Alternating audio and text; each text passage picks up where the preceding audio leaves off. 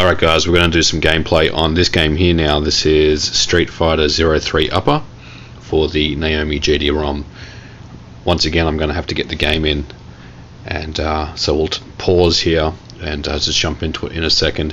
One of the things I have to do here, which I don't normally need to do, is some of these games have only come out in Japan, and this is one of those games. This never had a US release as far as I know. So this will only work on Japanese BIOS. So to complicate things even further, what I need to do is obviously swap the games out, which is in itself is a pain because you got to deal with the security chip and everything. But I also have to remove the EEPROM out of the Naomi board and replace it with the Japanese one to play this game. There's a couple of other games that require that as well. So even though I really like the Naomi Hardware, big fan of it, it's just some of the things are just quite painful to deal with, and swapping out EEPROM chips is one of those things. It's almost like it's probably easier just to have separate Naomi motherboards with the different EEPROMs on them and then swap out the boards. In any case, we'll pause here and we'll be right back with some gameplay. Don't go away.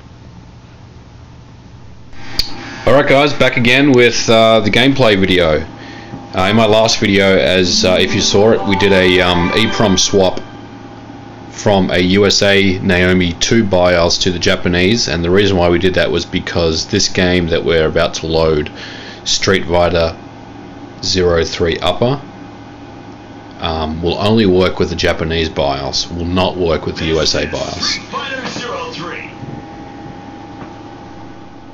This was never released in the USA.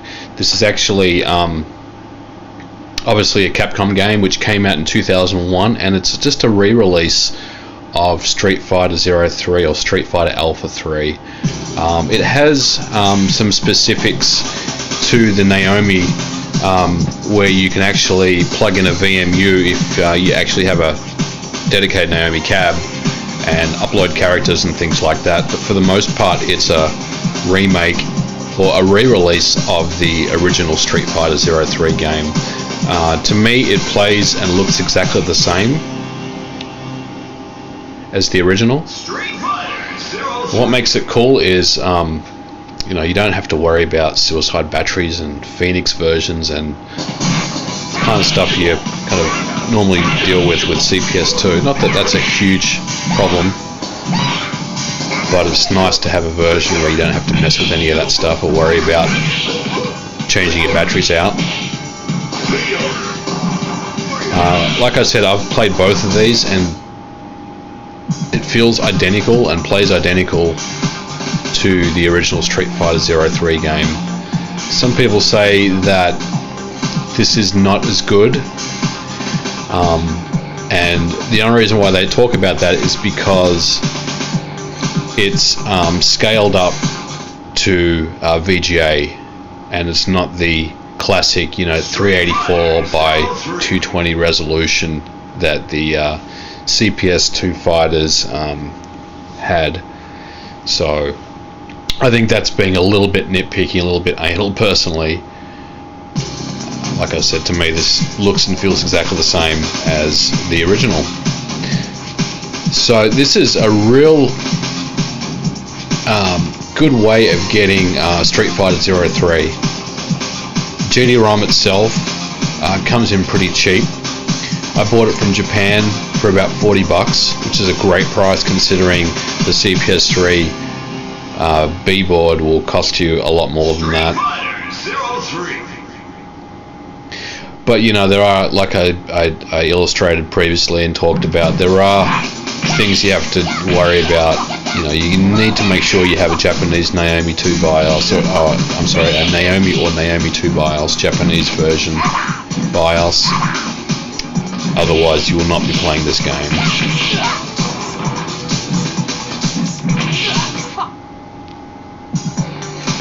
Alright, well, let's fire it up here. I'll only play one credit. And I'm only going to play with one hand. Fun times. But you'll see the game, I mean, it just looks and sounds and plays identical. to the original on the CPS2 hardware.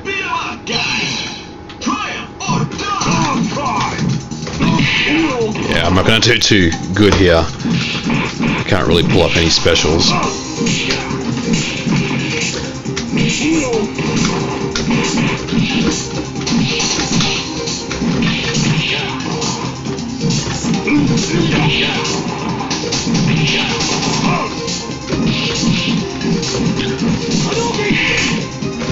Look at that, one-handed fireball, that's pretty impressive.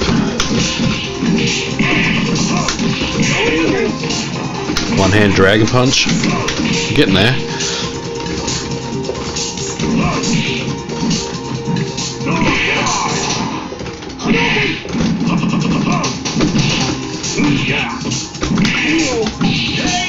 I beat him, it's awesome. Just as a side note, guys, I've obviously been into the emulation scene for a long time, and I've played this game many times on an emulator, and I got to say, I never really understood why people used to complain about input lag on emulation, because I never really noticed it. But once you actually play these games on a real cab with the real hardware, you really notice how much or how little lag there is on real hardware. It's just the difference is almost night and day, really.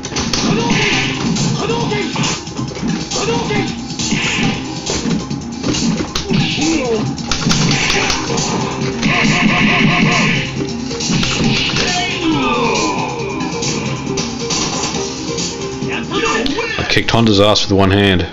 Perfect.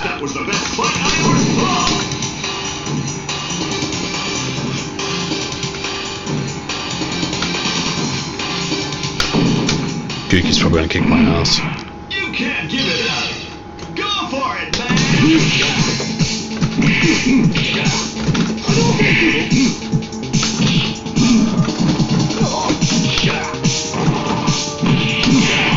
Oh yeah.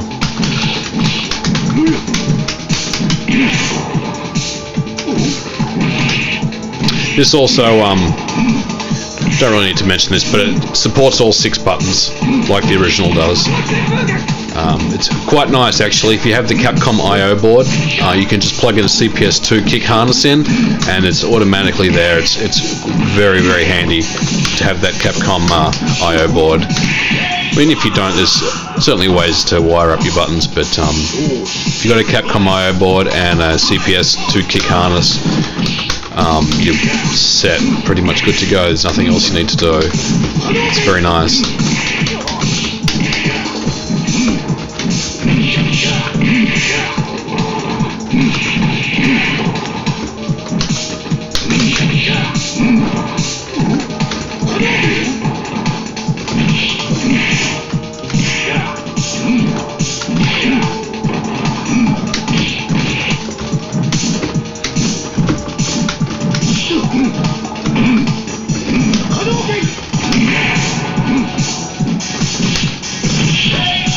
Alright, well, that was pretty embarrassing. We'll leave it at that, guys. So that's Street Fighter 03. Took a little bit to get there. Like I said, we had to swap the BIOS in and out, but I'll have this game in the cab for a while and just play it for a few days. So it's not all that bad. But yeah, this is one of the games, like I mentioned in the previous video, that I was really psyched about getting. Took a little bit, but we got there. Alright, you guys, I've rambled on enough for today. I think I've released 3 videos, so it's way more than enough than I should be. Thanks for watching, and we'll catch you again next time. Have a good one.